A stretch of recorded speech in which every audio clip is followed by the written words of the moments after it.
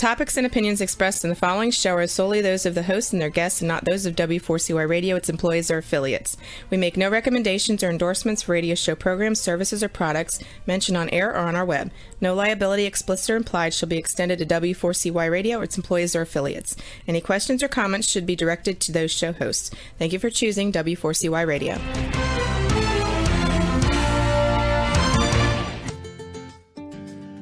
Are you ready for Insights to Incite? Ready or not, it's showtime. Now get ready to listen in and watch right here on W4CY Radio and Talk4 TV. Join us and together we will escape the mundane. Insights to Incite, here is your host, Brandon Lawson. Hello. Coming to you from my home here in Ohio, just about 18, 20 minutes or so from Indiana. And today I want to speak with you about hope. H-O-P-E. What is it? What is it to you? Or what does it mean to you? So, as with many words, the term hope over the years has changed meaning, or it's used differently than it once was. For instance, in the scripture, when we see the word hope, or whether it's in the Greek or the Hebrew, or perhaps Aramaic, but the word hope would often imply confident expectancy, or at other times it might have meant to greatly anticipate. And today, as we think of the word hope, it's usually you hope for something, you wish for it, or you hope to go somewhere, you would like to go there. And that's how we often see it used today. But but going back to the scripture of the confidently to greatly anticipate or confident expectancy, think of maybe it was your wife, your daughter, your friend, but a lady who finds out she's pregnant. Well, we all know there could be various things happen between the point she finds out and the time she delivers. Stuff could happen to where she sadly doesn't give birth to the baby. But she doesn't go around saying, I hope I get to have my baby, or I really hope this works out and I'm going to have a baby. No, she just says, I'm going to have a baby, or I can't wait to have my baby, and so, but that's that greatly anticipating, that confident expectancy, but that's the type of hope you see often in scripture. But today I want to talk to you more about, that internal boost that strengthens your belief, that, rises up from the inspiration. And that's what often happens when hope is instilled within you. And want to look more at how we can instill hope in ourselves as well as in others. In fact, connecting with people, if you give people hope, and we're not talking about false hope where, you build get them all hyped up and build their hopes only to have it dashed. Can we guarantee that it all work out? Not necessarily. In many cases we won't be able to guarantee, but we're not trying to set people up for, a big letdown, in that respect. But I want to talk to you about that type of hope. And, this works well when we're, connect with folks because, think of the opposite, for instance. They drain you of your hope. Or even if they don't drain you, there's never really give any hope. You never feel those vibes from that person. Is that the one you want to be connected to? I think all of us would say no. We want to be with those who build our hope, who increase that and give us reasons to believe. And many times it's just the type of person we're with, and some of that is the words we speak in that, but a lot of it's the type of person, just the vibes, the aura of such. You feel more hopeful when you're with them, and that could just, a lot of that also might have within it a sense of safety or security. Because you don't really feel very hopeful if you're fearful, it's like they say about faith and fear, or, they're like opposites of one another, and, the fact of the matter is you cannot have faith without hope. If we look in the scripture in Hebrews 11:1, I'm not going to turn there, but you're welcome to look at it, depending on what translation you look at. But, it says in there that faith is the substance of things hoped for, the evidence of things not seen. Or another translation would, faith is being sure of what we hope for, certain of what we do not see.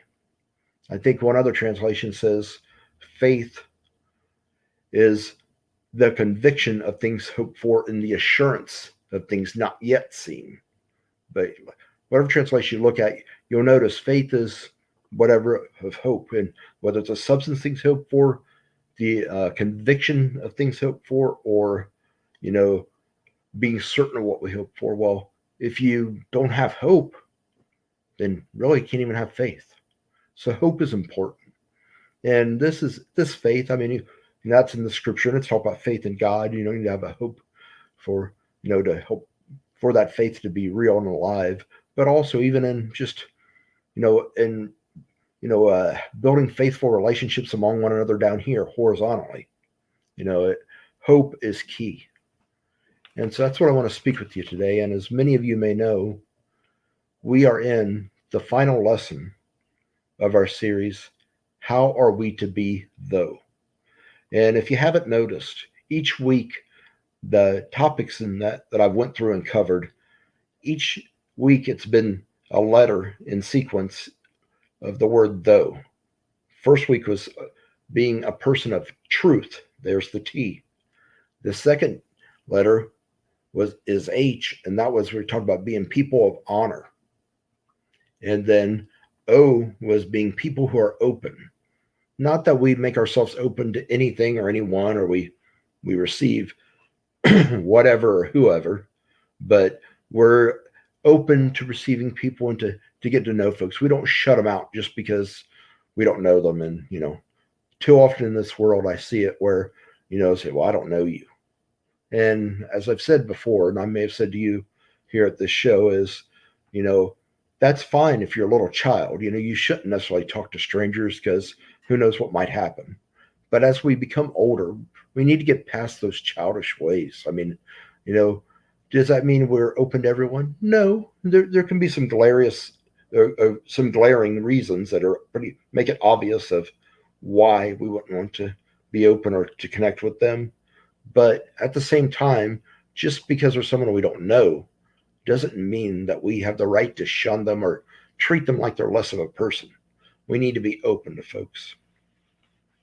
Then we got to you, which was about being understanding and understanding spirit, and how that bodes well when you're wanting to connect with others, and just bodes well for your own peace in life. If you're constantly one who rocks the boat or does not have an understanding spirit, and that you'll be at odds with people continuously, and that's not going to bring you peace. And a lonely life is not a fun life, and that's what will often happen. And, if you're always the contrarian, no one's want to be with you. So have an understanding spirit, and that goes hand in hand with being open, being receptive. And then last week we got to the G, and we talked about being a person who has a spirit of gentleness and how that will bode well for us. So today we conclude with the second H in the word, though, the final letter, H, and we're going to talk about hope today. So with that said, what is it, that gives you hope?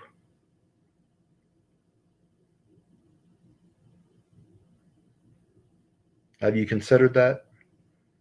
Or those you love?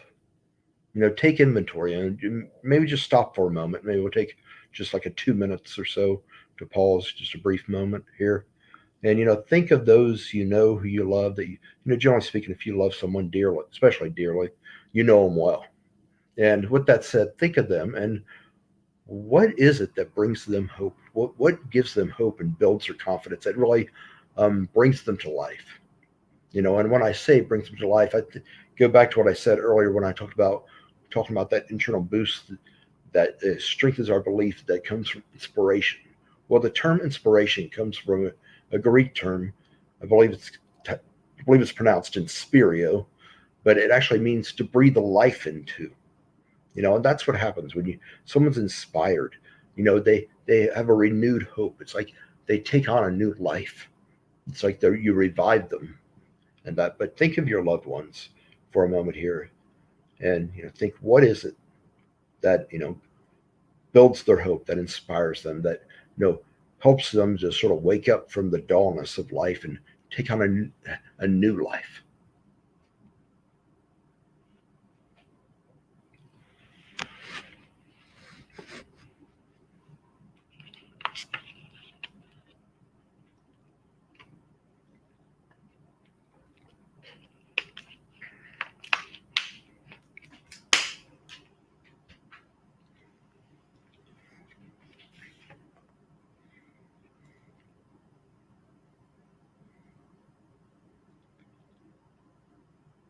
I'm going to share a quote with you that I really enjoy. I think this says it well. It comes from a well known figure, Martin Luther King Jr. He said, "We must accept finite disappointment, but never lose infinite hope." And why would he say that? Well, I think it's somewhat obvious. I mean, I don't know what he had in mind when he did say it, but it's a fact that we're not going to be able to go through life and never be disappointed. So it's just something you need to accept. It's just going to happen. That's the way life is. It's not always bed of roses, not always what we want it to be. But never lose infinite hope, because hope is what will help to spur us on. You look in people's lives, you look back to maybe it's a nation of people or some group of people, or it could even be a single individual.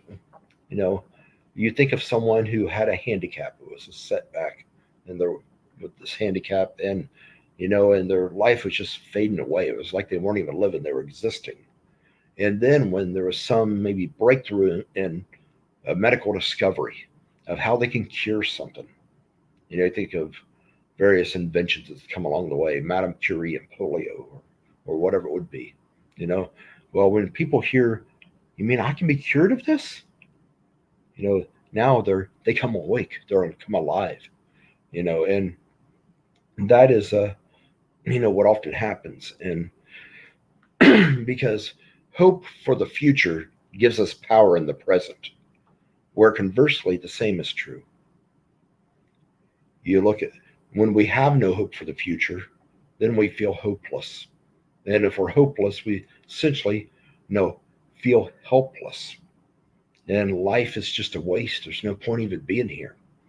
And there's something that is certainly not good, but goes on quite often. I don't know what the rates are per se, but you'll hear it off and on in the news. And I mean, if we looked up the statistics, I mean, it might be alarming to many of us. But suicide. Why do people commit suicide? Well, I think at the crux of it, I mean, there could be various things that lead up to it, but one thing that seems to be common, it seems to be involved in almost every situation, is they see no hope for anything better. Whether they're totally depressed and they've been that way for so long, and I'm not living, I'm just existing, and they give up and they say, I'm just going to end it. I don't want to go through any more of it. Or maybe someone committed a crime and they know that they're in for it, and so here they say, I don't want to live life in there, or don't want to be put in that situation, or let me just end it before all this wretched pain and experience begins. But hope is key to spurring people on. And I want to share with you from the scripture an instance where these men, they saw Jesus, and the hearing of his miracles and stuff, and how the things that he had did, they called out to him. Why? Because they knew he could heal them, that he provided hope. So just a minute, and I'll turn there real quick.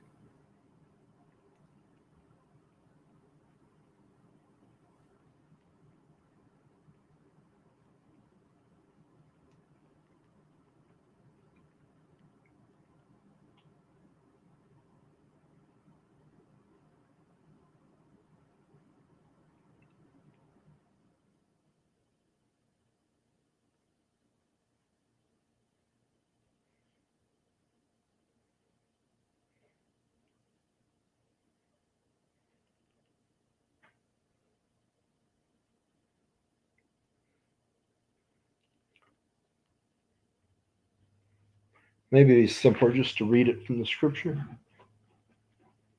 That way I don't have all the commentary of what's written with it online.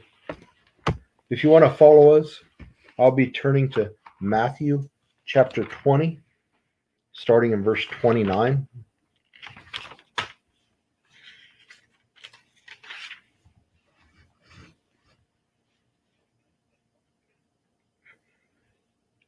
And this is speaking of, it says, as they were leaving Jericho. This is speaking of Jesus and his disciples. As they were leaving Jericho, a large crowd followed him. There were two blind men sitting by the road. When they heard that Jesus was passing by, they cried out, "Lord, have mercy on us, Son of David." The crowd told them to keep quiet, but they cried out all the more, "Lord, have mercy on us, Son of David." Jesus stopped, called them, and said, "What do you want me to do for you?" "Lord," they said to him, "open our eyes." Moved with compassion, Jesus touched their eyes. Immediately they could see and they followed him.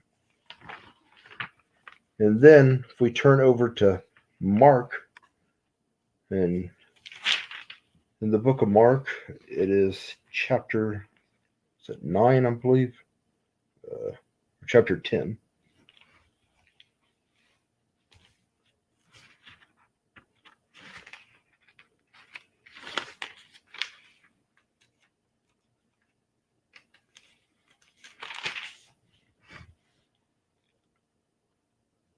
They came to Jericho. As he was leaving Jericho with his disciples and a large crowd, Bartimaeus, the son of Timaeus, a blind beggar, was sitting by the road. When he heard that it was Jesus the Nazarene, he began to cry out, "Son of David, Jesus, have mercy on me." Many people told him to keep quiet, but he was crying out all the more, "Have mercy on me, Son of David." Jesus stopped and said, "Call him." So they called the blind man and said to him, "Have courage, get up. He's calling for you." He threw off his coat, jumped up, and came to Jesus. Then Jesus answered him, "What do you want me to do for you?" Rabboni, the blind man told him, "I want to see." "Go your way," Jesus told him. "Your faith has healed you." Immediately he could see and began to follow him on the road. But you see, whichever account we look at, whether it's Matthew or Mark's account, this guy had heard, or the one account says it's two people, the other, and Mark's account talks to just one person. That's in the differing views. They both eyewitnesses to what took place, and they're writing from their own take on it. But within that, whether it's one man or two men, that guy or those guys saw Jesus, and they had heard of, all the miracles he's performed, all the things he's done, healing the sick, curing people of disease, raising the dead. I mean, they know that if anybody can heal us, if anybody can give us our sight back, he's the one. So they heard he was coming by, and couldn't you imagine, if you've been blind? I mean, especially if it's been that way since birth, and who knows how old you would be at that point, but here you hear the one who can heal you, that can take that blindness away and give you your sight, is coming by. You're going to yell for him. You're going to shout, "Please stop. Have mercy on me. Heal me." And in that hope that Jesus provided gave them the strength to get up. Even when Jesus said, "Call him," and then they called him and told him to come, said he threw off his coat and he jumped up. That energy. I mean, that's what hope gives us. Where we have no hope, we're deflated. And when we're deflated, that depletes us of our physical energy too. Yeah, we may have some energy, but we don't have the energy that we have when hope's there. When hope is real, hope is alive, and we're living in that hope. That gives us strength. It gives us compassion for others. It also gives us passion to live. We live with a passion, with enthusiasm. We go forth with a spring in our step. We're more alert, clear-minded as we're going forth. We're not wondering, what am I going to do? Am I ever going to get out of this? No, we're free to that. That's that throwing the coat off. I'm no longer weighed down by this blindness or this deafness or whatever it is, you know. But without hope, it's like you no hope for anything better, then what's the point in being here? So, with that said, you know, how does one go about instilling hope in himself or herself or in others? Have you ever given that much thought? Today, I want to share 5 specifics with you.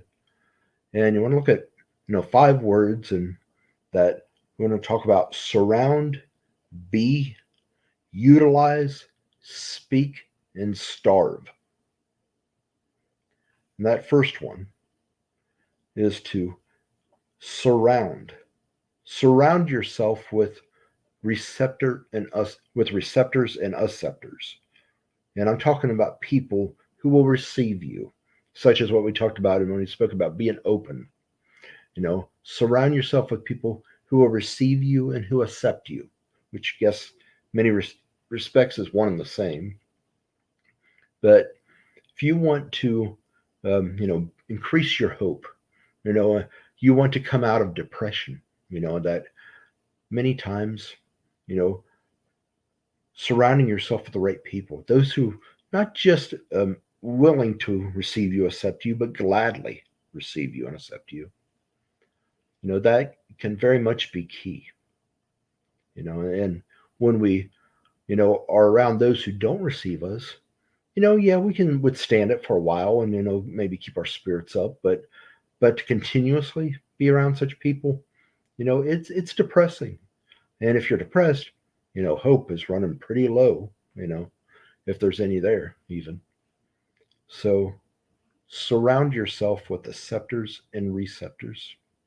And then secondly, we cannot just surround ourselves with such, and say that's enough. We need to be a receptor, be an acceptor. We need to be one, especially if we want others to receive us. And the fact of the matter is, the reason I mentioned surround before be is because many times if you're deflated, you're depressed, you're down, and especially if this has been that way for months or years, I mean, you've really become perhaps in deep seated depression. It's not something that's you can just throw off, in 1 hour because something good happened. This is something that's deep seated. And many times, in order to be that, you first need to surround yourself with others because you, in effect, do not have much of that in you at that point in time. But as you surround yourself with others and you receive it, as you receive it, it's like receiving a glass of water. As you drink it, you fill yourself with water, and that water's in you. And now you can be that. You can give that. So I say surround yourself with receptors and acceptors. And then I say be a receptor and an acceptor. Be one that receives others and accepts others. And when we do both of those, in effect, what we are doing is joining ourselves to a fellowship of people who receive us and whom we receive and whom we can in turn speak life into, that we can be difference makers in their lives and they can in our lives, and we can really build a good unity that will strengthen us. We've heard of the saying, we are each greater than the sum of our parts. You take each individual strength or, each individual contribution that person can do and add them together. And, they only amount to this much. But if it's a band that's unified and you do it, you'll get more. You'll produce more than what you would with each individual's efforts added up. But that's as you surround yourself with such people and you be one, when you are one, you in effect have joined yourself to a fellowship and it created a fellowship of people that you can build hope for one another and for yourselves and really be stronger as a whole and do much better and do much greater things. And we're going to get to the third point in just a minute. But first, I'm going to step away, or we will step away here, just ever so briefly for a brief commercial, and we'll be right back. Wow, that was insightful.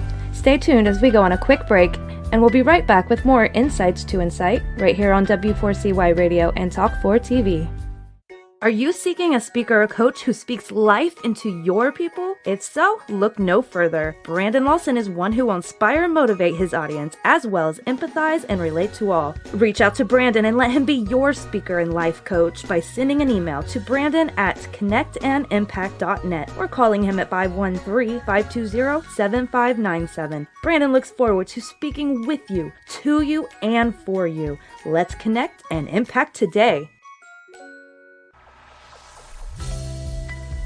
Insights to Incite, a real show with real-life messages. This show, which can be found on radio, TV, and our podcast, gives us insight to incite us to action and to excellence. Watch and or listen to Insights to Incite live at noon Eastern Time every Thursday on W4CY Radio and Talk 4 TV. Check out our past episodes on iHeartRadio, YouTube, or anywhere you listen to your podcast. Join us each week, and together we will escape the mundane.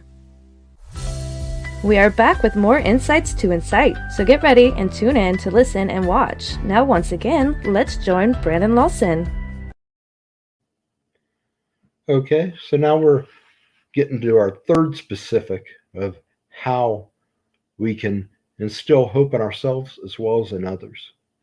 Many of these work, one, you may have to do more within yourself before you can do it to others. Then others can work, in those certain sequence. They can, whether it's for yourself or for someone else. And you may recall I took a brief pause a little while back, or just talk about earlier in this show, meaning a little bit ago. And I wanted you to think of those you love, those who are dear to you, and, ask yourself, what is it that builds hope within them? And I bring that up again, not that I'm going to elaborate, because I don't know, what it is that instills hope in your loved ones. There's hopefully many of you out there watching, and the answer could be different, all kinds of different answers. So, but I bring that up because the third point, that word that I mentioned at the outset when I mentioned the 5 words, the third word was utilize. And it has to do with utilizing your giftedness. And, as you utilize your giftedness, well, first of all, if you're gifted as in whatever your talents are, your gifts are, you are, we're not talking about a competition here, but you are guaranteed to experience more and more wins because it's a natural part of you. It just comes out of you. If it's a gift, it was, it's almost inherent. It's something you had in you. Yeah, we can, learn a skill and get better and better at it to where people say, wow, you're very gifted. But when we think of gifts, we're talking about something that, it's, inherent. Some might say you're born with it, and that, but, when you're very gifted at something, you're more likely to succeed in that area, whatever it may be, whether you're gifted at, sharing and teaching, or, comforting those who are hurting, or understanding people that are perhaps difficult for others to understand, or who knows what it is. But I mention that because, to instill hope in yourself or in others, it's key for you to experience a streak, or maybe even better yet, to experience streaks, meaning multiple streaks of victories. And when you work in your area of giftedness, that's something that you are likely to experience success in relatively easy.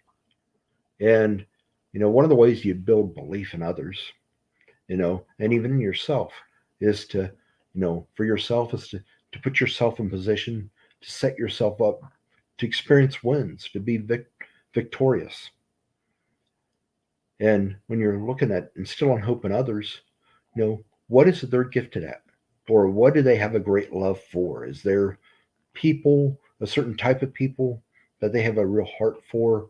Or maybe it's, something else altogether, but whatever it is, if they have a real heart for it, a real love for it, and then also they're very gifted with that crowd or doing whatever it is, then they naturally will experience victories. And small victories build our inner confidence, our strength. It gives us a belief when we come up against things that would otherwise cause us to doubt or worry, and they may still have concern even though they've got these victories, and they've got this belief within them is stronger. But there's a fine line between worry and concern. The one element that I've found that distinguishes the two words is worry carries with it the element of fear. You can be concerned about a situation or about someone else, yourself, whoever, and not be stricken with fear. When you're worried, you're fearful. You know, you're it's much like concern, except it has fear rooted in it. But when you experience victories, even the small ones over time add to greater victories, and that strengthens your confidence, that builds your belief, that gives you strength, that when those same scenarios come that would come up before and had you stricken with fear, you don't fear. You're confident. You go forth, you believe. So utilize your giftedness. You know, set yourself up for wins, for victories. Do the same for others. Be that light, be that lift in their life. If you do that, people will love you. People will gladly want to be with you, and that's one of the surest ways to connect with others is to be instrumental in their life and help them out. You think about it, when you have been instrumental in helping them to experience a better life, or to rise up out of the depression, or to overcome whatever it was that was hindering them, that was hurting them. When you are instrumental in that respect, people, they see that, and they naturally feel a bond to you. You think about it. If they experience a better life, then now you can affect say they're enjoying life more. And anytime you enjoy life, any type of joy you share with one another, whether someone helps you or you just have a fun time every time you're together, joy naturally bonds us. I mean, how many people do you would you say, I always love being with such and such, but I wish they'd leave me alone? Of course not. I mean, when we enjoy being with people, we love to be with them more. And that's where that connection comes. We feel a heart to heart connection, because that's ultimately where all connections begin, is in the heart. There may be something we see things the same way, and you say it's in the mind. But yeah, we saw it the same way. That might have been helped us to connect, but connections made at the heart level. And utilizing your gifts to be that light, that lift in their life will will get you friendships. Will bond you to people. I think of those who have been instrumental in my life and helped me. I think of others who I have helped, and they love me dearly. Those who've helped me, I love dearly. I mean, there's a special unity, unified friendship. It's the one that, some of them I could even say I would die for. I mean, I would kill for. As much as, I like to hear using that word kill. But I mean, but what we're talking about here is that bond is so strong, that is something that we, you know, you, you just, it's rare. And as a result, it's, could say very much a treasure, because when you find treasures, what makes it a treasure is because it's so rare. It's hardly anywhere else would you ever find it. And that's rare to have that bond, but you can have more and more of them, more than you realize, if you will be that person who's, you know, utilizes their gifts to help others, to speak life into people, to instill hope in them, to bring them into a newness of life, a better experience, a life they had not yet known. And as a result, not only will you have that strong bond, but it is so rewarding to know that God used you, that God used me to be that person that made the difference. I mean, it is, you know, I'd say the greatest joy that I've had when I've been able to be that person that has been instrumental in bringing someone a better life and helping them to experience, something better, something more, something they otherwise would not have been able to do on their own. It's not to say that God couldn't work through someone else to do it, but I'm just, it's always makes me so happy. I'm so joyful, so pleased, and I consider it a privilege to know that, He chose me, or that you know, I was, the one that He worked through. I mean, and part of His choosing is those who want to be. I've said many times, I say to, people about, and they talk about prayer, especially when someone's hurting, that, or maybe myself, and I'm sharing with them, or it's someone else, you know, and many people might say, well, I'll pray for you, Brandon, or, Susie, I'll pray for you. And prayers, that's good if they do. But what I often tell people is God has many people who bow their head and pray. And while that's good, that, people will pray for you or for me, the thing is, God is looking for people who want to be the answer to the prayer, not just one who wants to say the prayer. In many respects, it's almost like an easy way out just to say, I'll pray for you and then move on. And even if you do pray for them, that, but, when you say, I want to be the answer to the prayer, God, you want to be used in such a way that you will be a difference maker in that person's life, those people's lives. That's where you truly experience such great reward because you experience Him. I mean, you can pray to God and draw close to Him, but it is just not the same as if you are being, His hands and feet to someone, and you are, the one who will be that answer to the prayer, who is the answer to the prayer. You experience God in a way unlike any other. And you may not be a churchy type, or one who has much of a faith background of that, but I will mention, you will be shocked that, how when you experience God, you experience His presence and that stuff of the just the what takes place inside of you, and how it changes your outlook on life, and how the spirit within you is alive and well. You have that hope, you experience joy, you have a peace, you're stronger, you're better, you're more faithful, more fruitful. And when we're producing, that's that fruitfulness. Produce department has fruit, but when we're producing, that's where we experience such great joy. We see that our lives is making a difference.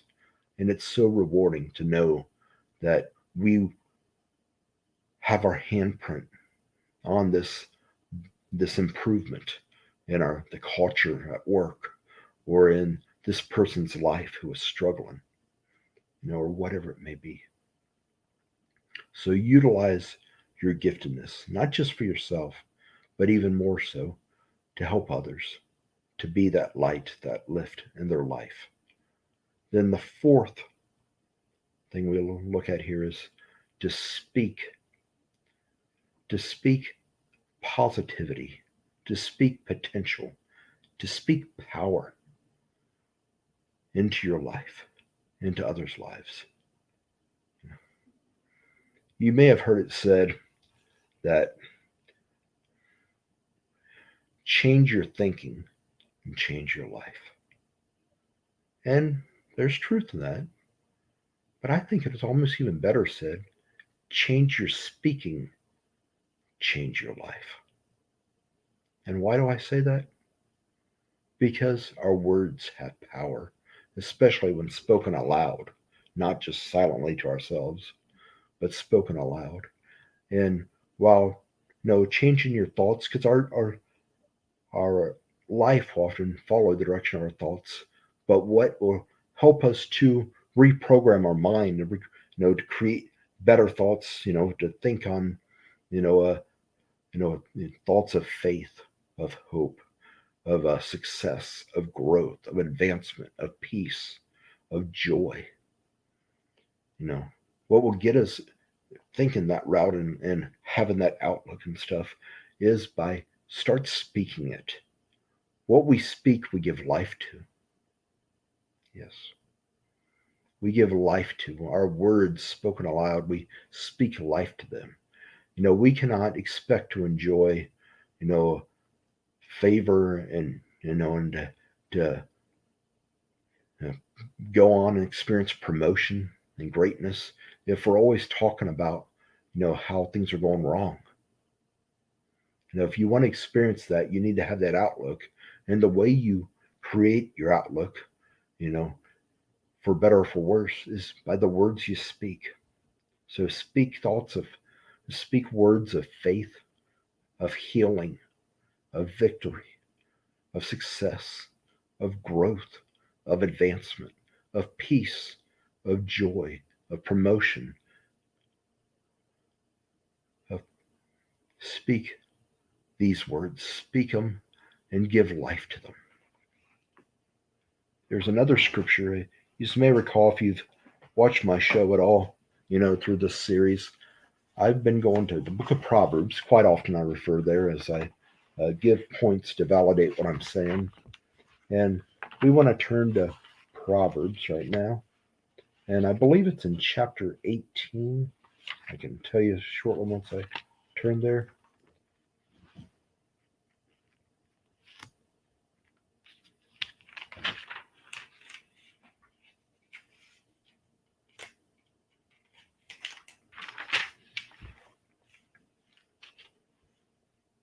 Yes. Proverbs chapter 18, verses 20 and 21 say, "From the fruit of his mouth a man's stomach is satisfied. He is filled with the product of his lips. Life and death are in the power of the tongue, and those who love it will eat its fruit." So you can speak life into yourself, into others, or you can talk about how awful things are, about all the bad experiences, and speak death into your life and into others. Your words carry great power. They wield, great power, and they can be used for good or for bad.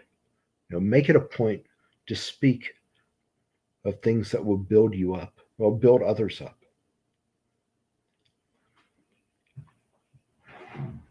There's another scripture found in Ephesians chapter 4, in Paul's letter to the church at Ephesus. He wrote in Ephesians 4:29. Turn there. It says, "No foul language is to come from your mouth, but only what is good for building up someone in need, so that it gives grace to those who hear." That's the kind of speaking, the kind of speech I'm referring to. Just speak that, and as you speak words of hope, you increase the grace, which is the favor. And, could say unmerited favor, undeserved favor, but you increase the favor in others' lives as well as in yourself. So the fourth thing is to speak positivity, speak potential, speak power, speak peace, speak goodness into others, into yourself. I know me personally, I can fall into a trap in this because I'm a very open person, especially those who know me.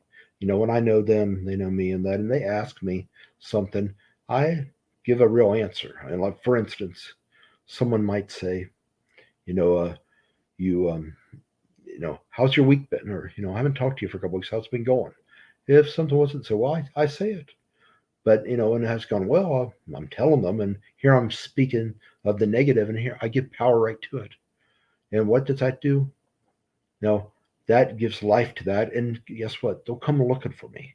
That negativity that I just spoke over is likely to come to find me, and I have to watch myself in that regard, because as it comes to find me, it will look to join itself, and there it is again. And we're coming to the end of our show, so I got to get to this fifth point. The fifth word, starve. And starve negativity, naysayers, and neglectfulness. The ones who are always negative, don't give attention to them.